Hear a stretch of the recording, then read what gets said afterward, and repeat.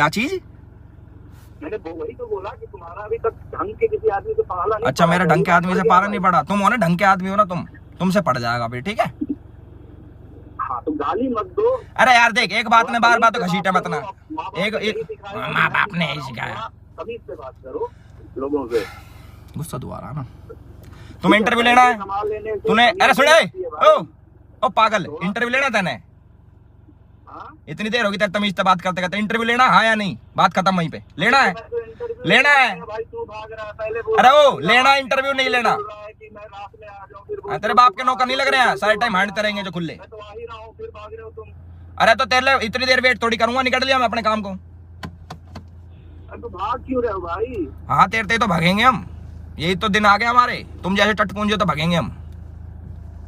मेरे जैसे किन से? तुम जैसे बेवकूफों से भागेंगे जो हम, यही तो टाइम आ गया मेरा।